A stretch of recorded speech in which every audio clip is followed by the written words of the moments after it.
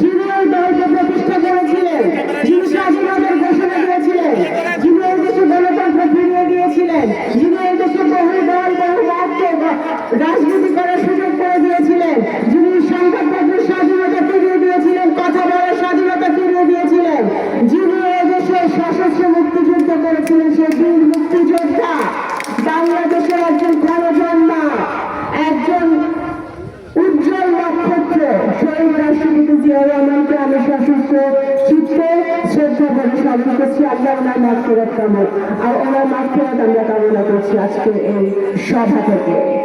আজকে আমি সকল মুক্তিযোদ্ধাদেরকে স্মরণ করছি, যারা মুক্তিযুদ্ধ করেছিল তাদের পরিবারদেরকে স্মরণ করছি।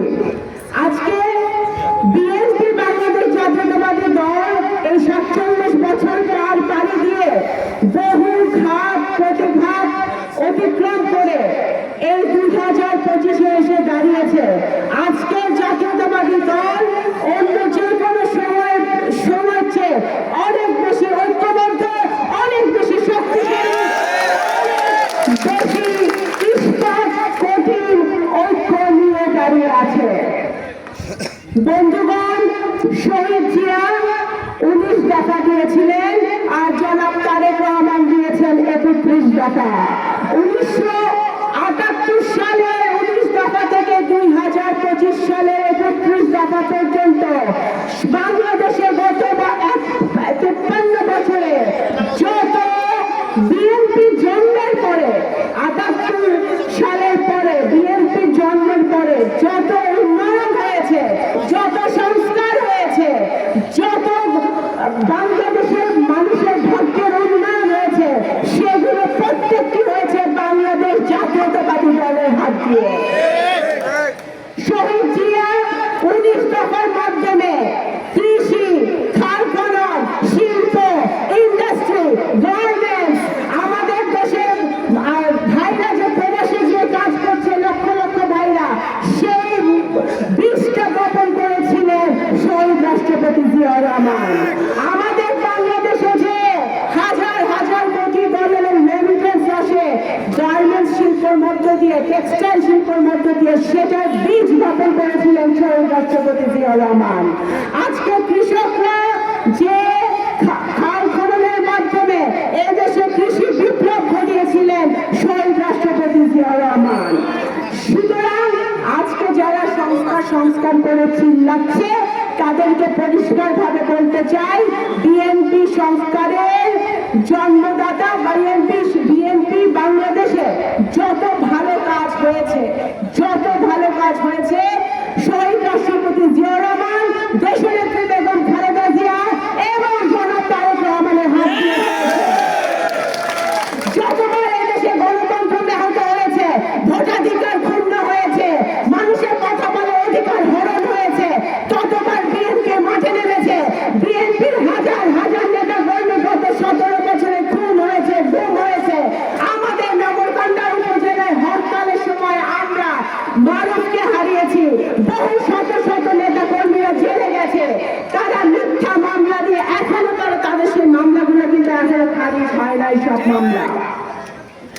আজকে বাংলাদেশে আমরা এই 47তম প্রতিষ্ঠা বার্ষিকীতে একটা প্রতিজ্ঞা করতে চাই, শুধু একটি মাত্র প্রতিজ্ঞা। সে প্রতিজ্ঞাটা হচ্ছে যে নতুন বাংলাদেশ আমরা গড়ব, নতুন প্রজন্মের জন্য, ছাত্র যুবকের জন্য, হাজার হাজার বাংলাদেশের ইয়াং জেনারেশনের জন্য নতুন বাংলাদেশ আমাদের গড়তে হবে এবং সেই বাংলাদেশ আমরা গড়ব ফ্যাসিবাদ বিরোধী ঐক্য বজায় রেখে। এটাই আমাদের একমাত্র প্রতিজ্ঞা। 2024 সালের 5ই আগস্ট শেখ হাসিনা এই গণ অভ্যুত্থানের মুখে, ছাত্র জনতার আন্দোলনের মুখে তাকে পালিয়ে যেতে বাধ্য হয়। কিন্তু আওয়ামী লীগের যারা দুর্নীতির ভাগ পেয়েছে, যারা খুন করেছে, যারা গুম করেছে, যারা গুলি করেছে, যারা গুলির অর্ডার দিয়েছে, তারা কিন্তু এখনো আমাদের চারপাশে ঘোরাফেরা করছে। সুতরাং আমাদেরকে সাবধান থাকতে হবে, কারণ গত 1 মাসে বাংলাদেশে যা যা ঘটনা ঘটেছে তার থেকে প্রতীয়মান হয়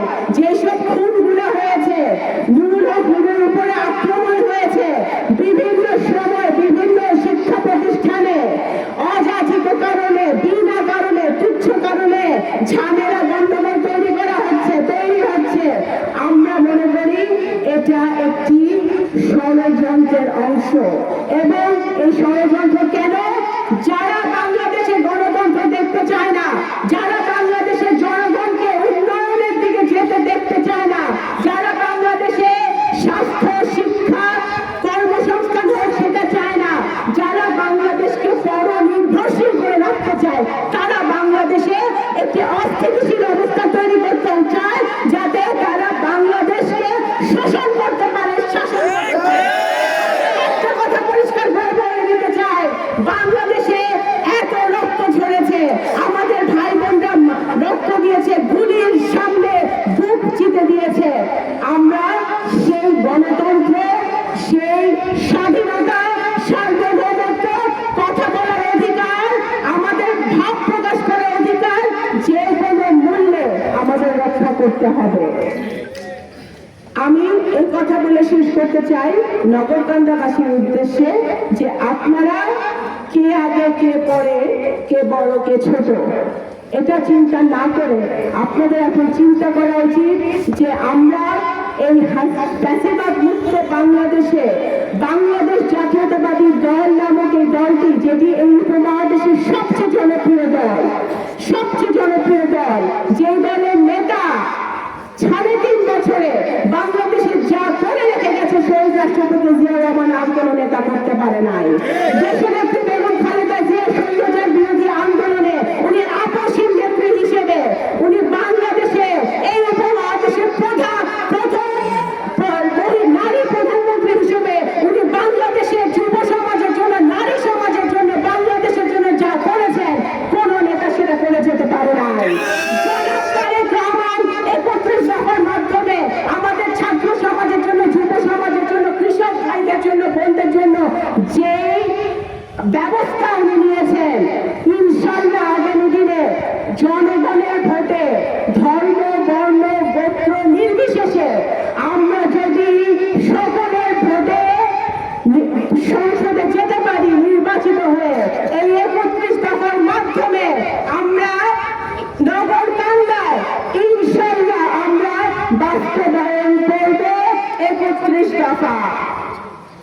আমি আর কথা বাড়াবো না, আমি আপনাদের সকলকে ধন্যবাদ জানিয়ে বক্তব্য শেষ করছি। আগামী দিনে আমরা ঐক্যবদ্ধ হয়ে সামনের দিকে এগিয়ে যাব এবং সকল ষড়যন্ত্র মোকাবেলা করে আগামী ফেব্রুয়ারি মাসে যে নির্বাচন হবে সেই নির্বাচনের জন্য আমরা ঐক্যবদ্ধভাবে কাজ করব। অসংখ্য ধন্যবাদ।